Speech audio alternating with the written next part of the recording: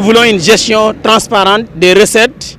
qui nous viennent de ce forail-là, qui devrait être peut-être l'un des rares, ou en tout cas des 5 forails les plus grands du Sénégal. On a 5 nationalités ou 6 au minimum qui viennent ici. Vous avez le Sénégal, vous avez la Gambie, vous avez la Mauritanie, vous avez le Mali, vous avez le Niger et quelquefois vous avez des Burkinabés. Parce qu'avant d'être ce que nous sommes d'abord des éleveurs et c'est ici que nous vendons nos moutons à nous. Donc c'est un grand forail qui réunit au moins 5 à 6 nationalités. Je pense que la gestion devrait se faire de la manière la plus transparente possible. Ce que je peux vous confirmer, c'est que j'ai vu un papier et quand on me demandera de fournir ce papier-là, je pourrai le fournir. J'ai vu un papier où il y a des redevances qui sont demandées qui sont de l'ordre de 6 000 francs CFA. Ça, je l'ai vu. On nous a dit sur le papier que c'est à l'issue d'une délibération. Le conseil municipal ici présent dit n'avoir eu aucune, en tout cas, n'avoir jamais eu en tout cas cette information ou débattu cette question-là au niveau de la municipalité. S'il y a des ventes qui sont constatées parce que les concernés sont bien présents et qui seraient de l'ordre de 125 000 ou quelque chose comme ça, ou plus même, je pense que là, on a tous les éléments pour pouvoir faire la vérification nécessaire. Et les constructions dont on parlait également. La DSCOS était là pour arrêter les travaux. Mais malheureusement, chaque matin, probablement, si vous vérifiez, vous voyez qu'il y a des nouveautés. Ça, tout le monde le constate. En tout cas, il n'y a pas de transparence, ça c'est clair et net. Je pense que s'il y avait une transparence, le conseil municipal lui-même devrait avoir toutes les informations. On nous avait contactés à travers presque toute la commune pour nous signaler également d'autres litiges qui sont là. Présentement, le combat se focalise sur la localité de Damongay parce que le problème qu'il y a à Damongay, c'est que le lotissement est autorisé. Moi, j'ai vu l'autorisation qui est délivrée par le ministre. J'ai vu également le plan. Mais ce qui se passe, le principal problème de Damongay, c'est qu'aujourd'hui, il y a des gens qui viennent identifier des parcelles ou acheter des parcelles. Alors que les natifs du village n'ont pas encore vu la moindre parcelle. Ils sont censés être les premiers attributaires de ces parcelles-là. Malheureusement, aucun membre de cette communauté-là n'a reçu un papier qui justifie qu'il est attributaire d'une parcelle bien déterminée. Alors on ne peut pas se permettre que quand même des gens viennent identifier des parcelles où... Parce que s'il y a identification, ensuite bornage, je pense que tôt ou tard, quelqu'un pourrait amener un camion de béton, sable, etc. pour commencer à construire. Et si jamais vous construisez... voilà, jusqu'à empiéter sur la maison de quelqu'un, mais ça peut avoir des conséquences très lourdes. Je confirme que l'arrêté ministériel que j'ai vu date du 16 juin 2021. C'est avant l'arrivée de la mairesse. La procédure a été enclenchée. Je pense que le conseil municipal ici présent pourra faire la vérification, pourra confirmer. N'est-ce pas? C'est depuis 2021 que l'arrêté a été fait. Ensuite, le plan, je pense que les services techniques ont fait aussi le travail qu'il fallait. Mais encore une fois, le principal problème,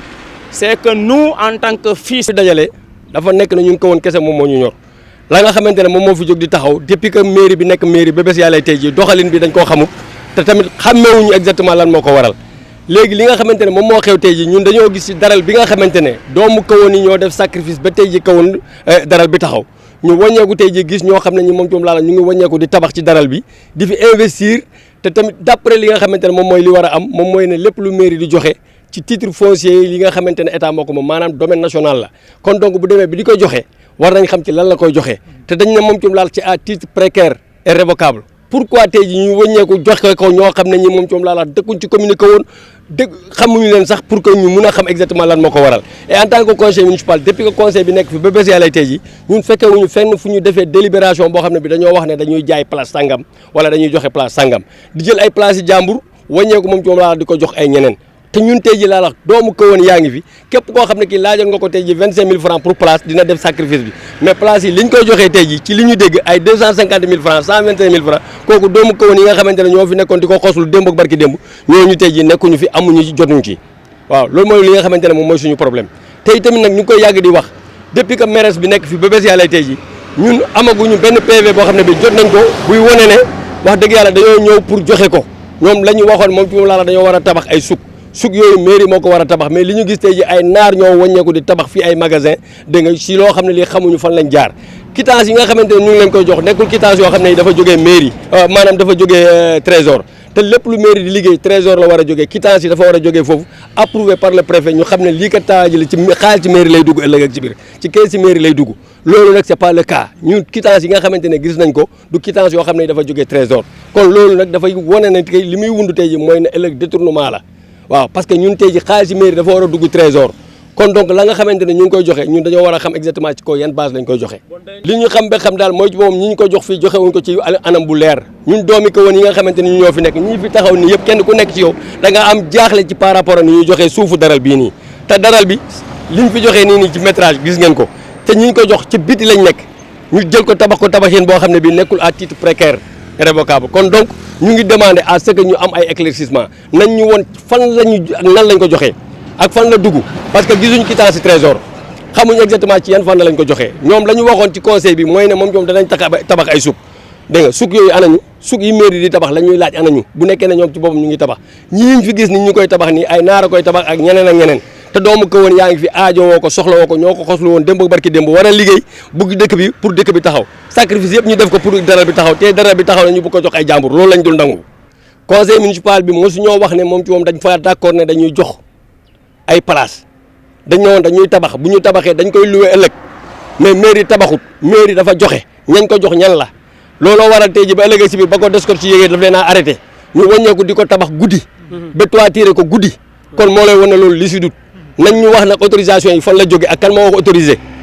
dégg nga descos si ñoom tamit laa dañ doon def liggéey bi lu tax continué wuñ ko ñun tey ñu ngi demandé loolu am na suñu mbokk boo xam ne bi mu ngi fii dañoo nangu place am mu nekk koo xam ne kii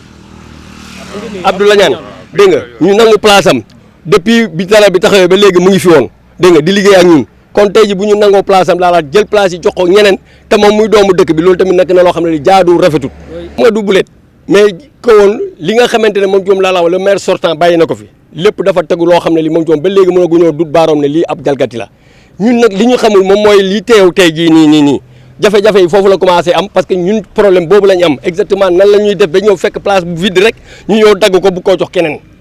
bu nekkee ne ñoom dañoo am problème mu suuf wala ñu am problème mu xaalis nañ ko réglé neneen mais kawoon dañu koo bokk te tamit lépp lu ñuy joxe nañ ko joxe ci ay conditions yu leer dégg nga suufu daamu ngaay dafa nekk suuf soo xam ne si saawa ji lay suuf si tegu ci yoon la alignement bu leer moo fa nekkoon dégg nga donc tey ji bu ñu demee ba bëgg a jël ay yëfu jàmbu di ko jox ñeneen loolu tamit dañoo xam ne population yi duñ ko nangu waa daamu ngaay duñ ko nangu population kawoon en entier duñ ko nangu